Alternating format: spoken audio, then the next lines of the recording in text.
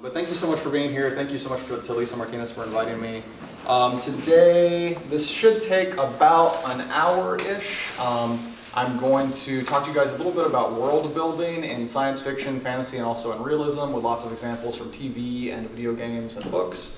And throughout the talk, I'll pause and give you guys little prompts, and you'll spend like 1 or 2 minutes kind of writing or brainstorming, building up a world of your own. So you might start thinking about if you have a story or a novel or something that you're working on, or like a D&D game that you're working on, or whatever, and you already have kind of like a world that you've been building up in your head and working on, you can definitely work on that one today. If you don't have anything ready to go, you can just like make one right here today. You can come up with some kind of setting or place. And so I started thinking about world building in terms of people and cultures because I'm kind of brainstorming out and outlining a novel right now that's going to be more of a fantasy novel. And as I've been thinking about it and thinking about other writers' approach to world building, I think a lot of people and a lot of students I see start with like, what is the physical space of the world like, right? They want to draw maps, they want to make mountains and lakes and rivers, and they want to draw the continents. Or they start thinking about like history, and all of that stuff is really important and cool, but often I find when I'm watching like a Star Wars movie or reading a fantasy novel or a sci-fi novel, I'm often interested in these sort of medium-sized groups of people, like organizations or guilds or cults or other like sort of, like groups that are a little bit smaller than entire nations of people or individuals. And I should probably look at my notes or this is gonna get messy. So yeah, you might, in science fiction or fantasy writing, you might start thinking about physics. You might think, where does magic come from? How do people harness its power? You might think about how many moons are in the sky, how cold or hot is it out? Can we go outside without a protective suit? And when we do start thinking about people, often it'll be at the level of like the Fire Nation in Avatar: The Last Airbender, or just elves generally in The Lord of the Rings. I think for all the times that I've read Tolkien and watched the Lord of the Rings movies, I don't know very much about different groups of elves. I just know generally there are elves, right? Or the Presker aliens in Anlecki's Ancillary Justice. And when we think of history too, we often think of nations as actors. So in the Cold War, you might think about the United States versus Russia, or in the Middle Ages, the English versus the French. And then when we read stories, we think about the very tiniest groups, like the hero, right, who's destined to save the world or something, or Cinderella, or like a group of heroes. But there's so much interesting world building done focusing on the groups in between those, and I'm really fascinated in these other groupings that are still really large. Like an ethnic group is still really big, right? A cultural group, a class group, a religious group. Generational groups are really interesting to me. And then even like smaller groups than that, like who is considered the very best at something, like who's the elite and what is it that they're best at, or who is hated or who feels left behind, right? And in my experience, like playing around with this, writing some stories, it seems like fleshing out the various groups of people and thinking about world building in this way gives a setting a lot of density and makes it feel like a much more complicated place. It just makes your world generally feel really rich and fascinating. So I'm going to give you an example from fantasy. Say you were writing a fantasy novel and you wanted elves to be a part of your fantasy world, and you might say, okay, here's my nation of elves, and then you start thinking, what are elves like generally, right? And you might think of typical things, like they live in the forest, they're pretty good with a bow and arrow, in some vague way they're closer to nature than everybody else is. And then in your novel, if you have like one elf meet another as they're traveling on the road, there's maybe not a lot to say. They probably feel kinship with each other because they're from the same place, they're both elves, they might have similar values, they might be good at the same things. And that's totally fine, but there's not any like heat, there's not any complication, there's not any real conflict there because of who they are and where they're coming from. So I'll give you a different example, also looking at a country of elves in a fantasy novel. Say we have an older generation of elves who care very much about heritage, authenticity, and this kind of idealized past version of what their country was like. And then we add to this a younger generation of elves who, for whatever reason, are rapidly converting to some foreign religion that comes from like a human kingdom far away or something. And so we have this older group that's really invested in how things used to be and preserving that. You have a younger group of elves who are like really interested in this new culture. And then we add on to that a group of Elvish refugees who are from a completely different place entirely in the world, and they've wound up in our country. The refugees are still Elves, but they're culturally distinct from the other two groups we've mentioned. The refugees don't share the glorious heritage of the older generation. They also don't share the sort of religious fervor of the new generation, and they don't fit with either generation's view of what the kingdom should become going forward, right? So each of those groups, they're all Elves, but they all have very different ideas of what it means to be an elf. So now what happens in our novel when one elf meets another? If they belong to the same group, they already have a really specific bond, right? It's the two of them against everything that's like wrong, everything that they want to change. If they belong to different groups, then you've already got this kind of built-in frustration between them, which is really exciting and good for storytelling, right? Because storytelling is about conflict, essentially.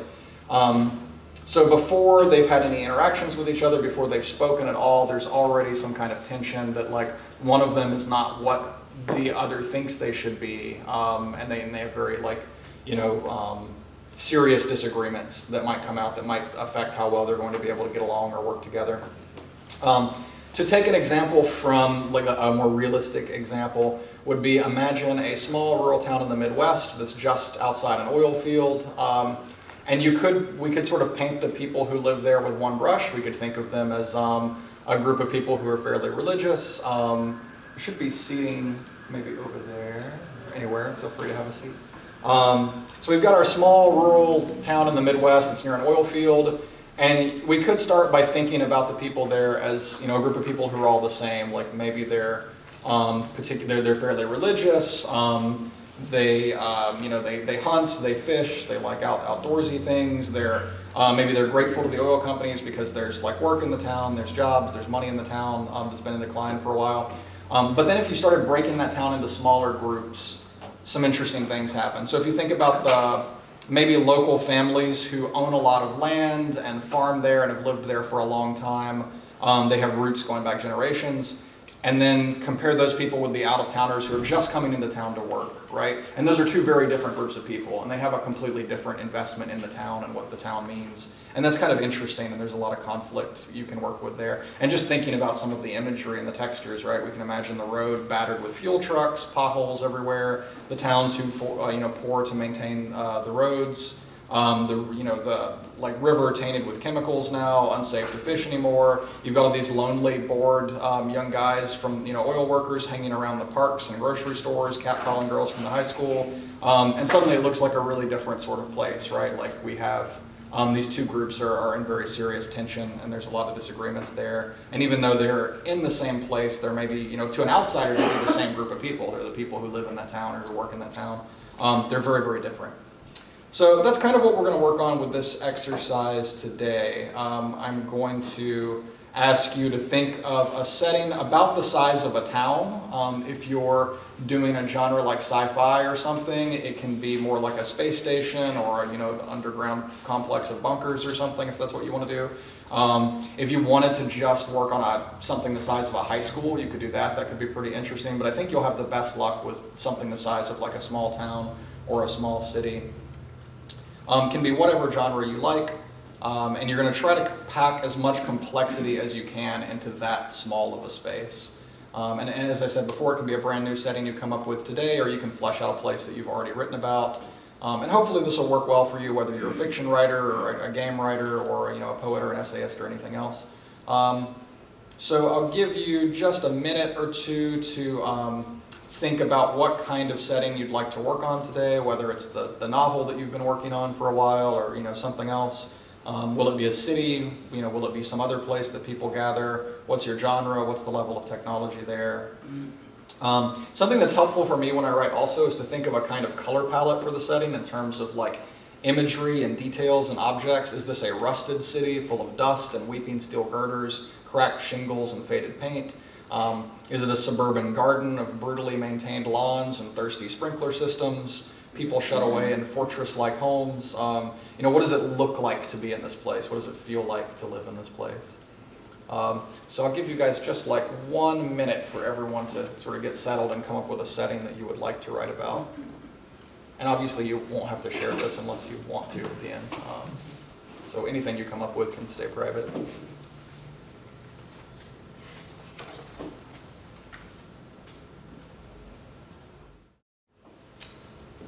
right, so hopefully everybody has something to work with. You have some idea of what you might be able to write about today. Let's start out with something really simple. If we're talking about cities or towns, we'll begin with a small division. Let's start by thinking about neighborhoods. Where people live in our setting might affect how they see themselves, how others treat them, what they value. And my favorite example of this is the TV series Riverdale, where if you're from the south side of Riverdale, it's a completely different sort of place, right? And it means a lot. Like, even if you've seen Riverdale to be like a South Sider or something, it means that you're probably poorer than someone your same age, someone who grew up on the north side. You go to a worse school. You probably are in a gang, because it seems like everybody in the south side of Riverdale is in a gang just for protection, because it's a really rough place to live. And South Siders and North Siders live completely different lives. Or if any of you are a fan of Netflix's Marvel series like Daredevil, Jessica Jones, Luke Cage, they do a lot of work on the neighborhoods in that show in a way that I think is really interesting. So Hell's Kitchen in Daredevil and Jessica Jones is a very particular sort of place. Harlem in Luke Cage is a very particular sort of place. And even in Luke Cage, the characters have these long conversations about what Harlem represents to them and what they feel like it ought to be and what it always has been. And they see this big difference between locals who grew up there, who are from there, people like Cottonmouth, versus a newcomer like Luke Cage, who's never, there's like a little bit of suspicion around him because he's from somewhere else. So imagine a neighborhood or a small pocket of space within your setting. How are the people who live there distinctive? What are they like?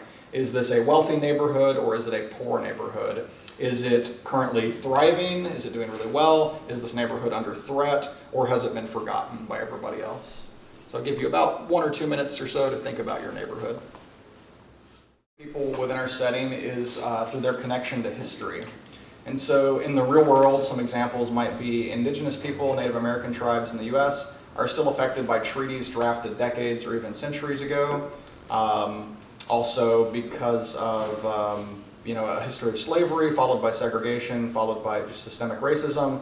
For every $100 that a white family has in the United States, black families have $5.04 on average, which is pretty stark.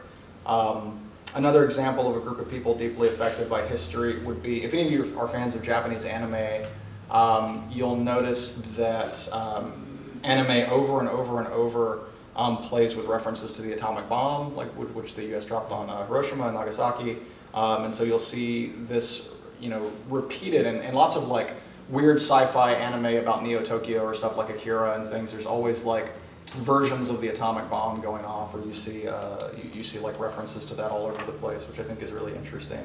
A lighter example would be maybe the clone troopers in the Star Wars universe. In the TV series Star Wars Rebels, the heroes find a group of these old clone troopers. They're like old, bearded guys living alone on a desert planet. There are like 3 of them. They still live in a tank. They're pretty adorable. A lot of time has passed since the Clone Wars, but these 3 men can't escape who they are. They still think of themselves as soldiers, right? Their lives have been shaped by this conflict that they were made for, and that's really who they are. If any of you are familiar with the Mass Effect series, the Krogan in Mass Effect are a group of aliens who a genetic weapon made it almost impossible for them to have children. So even though they're incredibly long-lived, their population and their influence in the galaxy are in steep decline because of this thing that happened to them historically. So think about a group of people in your setting, whether it's a high school, whether it's a city, a space station, whatever it is. Who are a group of people there who suffered something or lost something a long time ago, but their descendants are still dealing with the consequences of that? They haven't been able to get out from underneath the weight of history. All right, moving on to our next group. This is kind of about religious groups in your settings, but it could be a little bit different than that. We're going to talk about groups that are defined by their strong belief in something, whether it's a religion, a revolutionary cause, a serious problem, or something else. So you could think of the obvious example in our world would be missionaries traveling to other countries to spread their religion, or even like terrorists obviously like see their own lives as less important than their cause. And then you have these radical anti-capitalist communes in the 60s, right, who are sort of, their whole way of life is maybe really odd and strange, but is defined by this strong belief they have in something. And then on the other hand, you have groups that are defined by what they don't believe or what they refuse to believe. So flat earthers, for example, Holocaust deniers, lunar landing conspiracy theorists, all would be examples of people you could say are defined by that which they do not believe.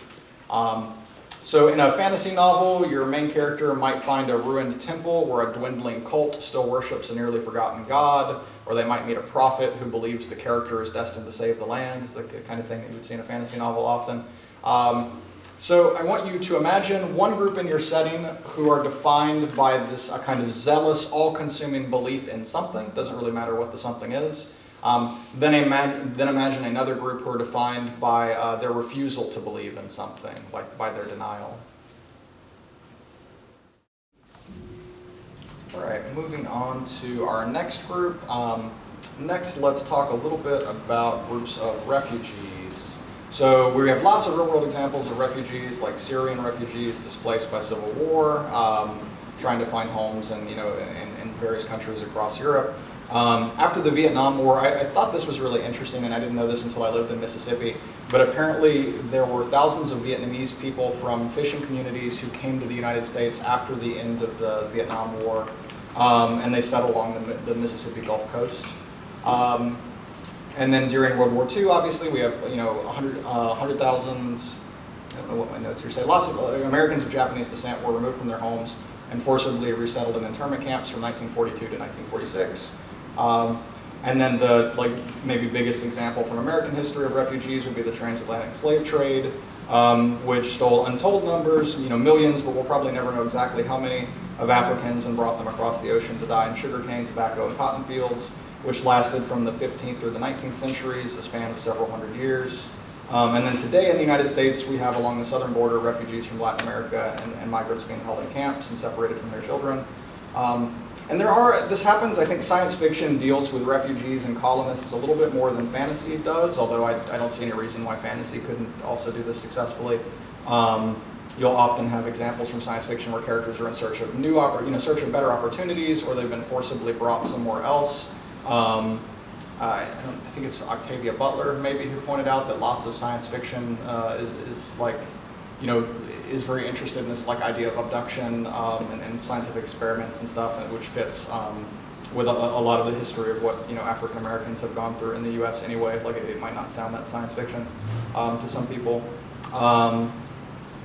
And from fantasy, one example that's maybe a little lighter would be in Tolkien's The Hobbit. We begin with this group of dwarves who want to return to their ancestral home, right?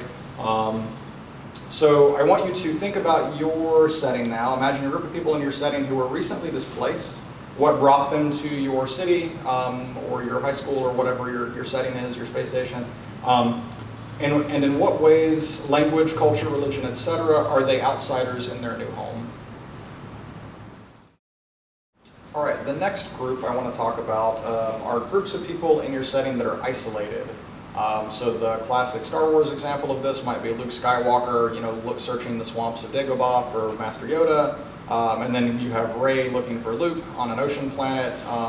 Fairy tales are also full of just weird people living, alone in the woods in a little house or something, eating kids. It's probably going to be how I end up. But there's lots of examples of that in those sorts of stories. For examples of communities that are isolated in our world, if you think about rural mountain communities in the Ozarks or in Appalachia, there are still people who live without electricity or without running water. In Pennsylvania, there are Amish communities who live in large part the same way as their ancestors who arrived in the 1700s, which is pretty fascinating. So think about a group of people in your setting who somehow managed to remain so isolated and cut off that they have largely remained the same while everything around them has changed. And who might those people be? What are they like? And how have they managed to remain isolated? Why have they managed to remain isolated? I think the isolation category is one of my favorites if you're writing about high school, because then it's gets really weird and interesting. Are there 3 kids who are still playing Pogs or something? Everybody, the rest of the school has moved on to something else. So another fun thing to think about in terms of groups of people are organizations, like guilds, secret societies, fraternities. In the real world, we have gangs, we have crime syndicates, we have fraternities, we have Mensa, lots of ways you can like group people into various organizations. Harry Potter is maybe our most famous example of this in fiction because you have Gryffindor, Slytherin, Ravenclaw, and Hufflepuff, and probably a lot of you in here know which house you belong to. And each of these houses, each of these organizations have their own codes of behavior, their own histories, gathering places, famous members, mentors. Belonging to one of those groups says something about who you are, right? In a book I really love, Robert Cormier's The Chocolate War, there is a secret society of students in that book called the Vigils who just completely control this Catholic boys' school where they go. In Avatar The Last Airbender, you have the Dai Li, this sort of group of secret police who keep the citizens of Ba Sing Se under control.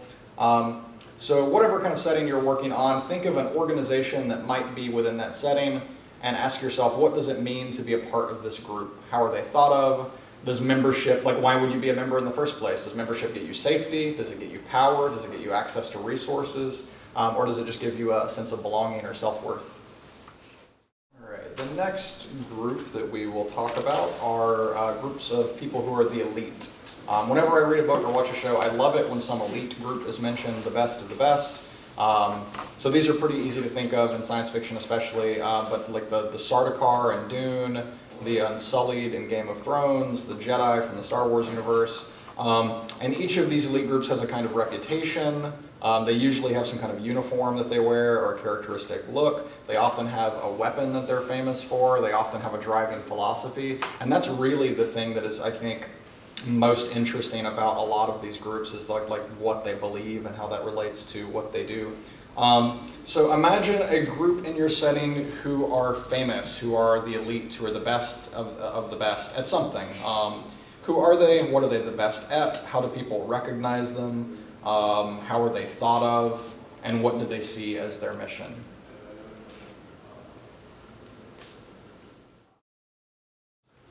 All right, next let's talk about families. Because family groups are very interesting also.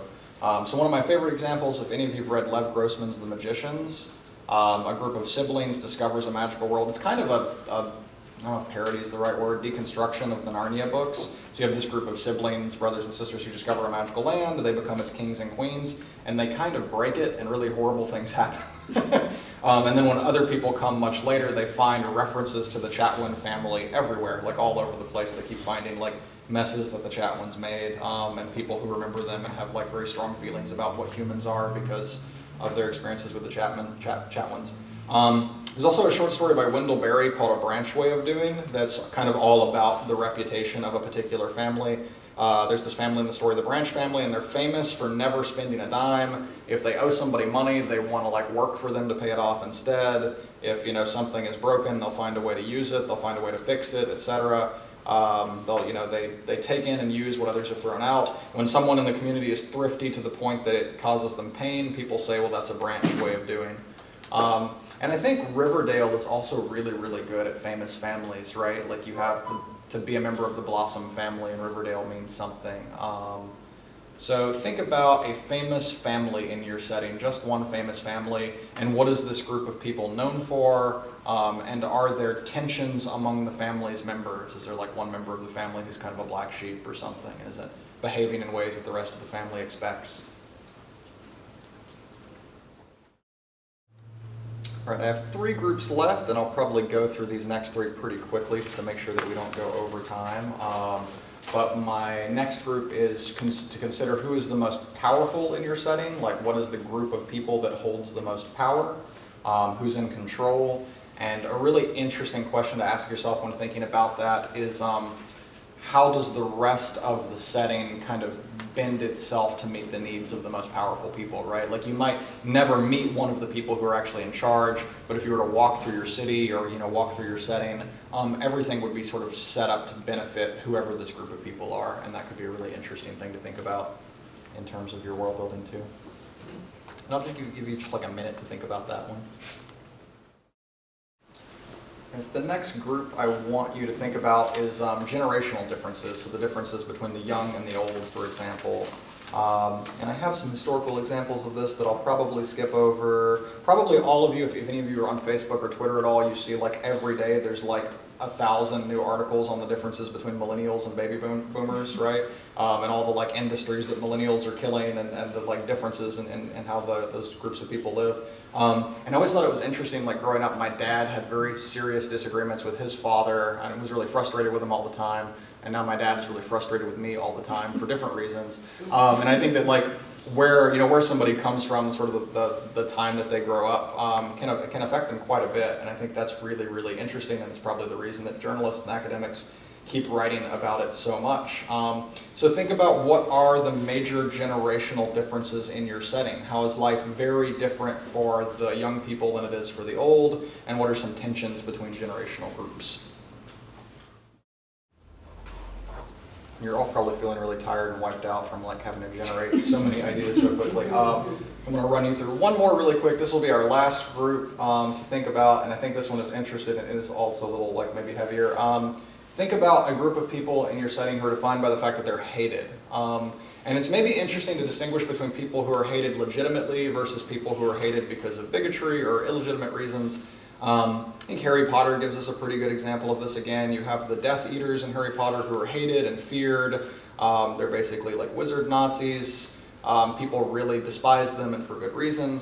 And then you have mudbloods like Hermione who are also looked down upon, hated, considered less because of their heritage, right?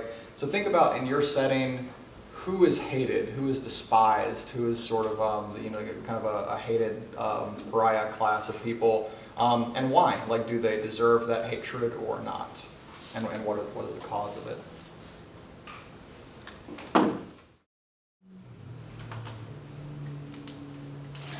All right, and we'll probably wrap up there as far as the writing exercises go. You can probably think of a lot more examples of groups of people when you start thinking about this, like that kind of middle category that is not absolutely everybody and not just an individual, but particular subsets or groups in between. And probably some of these that we came up with today, or we were talking about, you had no ideas at all, and some of them you probably had like lots of ideas and it fit your setting really well. So hopefully this will be a good start, and it's helped you think about your setting in a way that makes it seem like a little bit more complicated of a place and a little more full, like there's a lot going on there. Well, great. Well, thank you guys again so much for coming and doing this and participating, and hopefully you leave today with like lots of ideas for your stories and stuff that you're working on, and things will keep clicking into place. And everything that you've told me about already sounds really exciting, so hopefully this is useful. Thanks so much. And I want to thank you all for coming as well, and thank Micah. We really appreciate you coming today. So, yeah.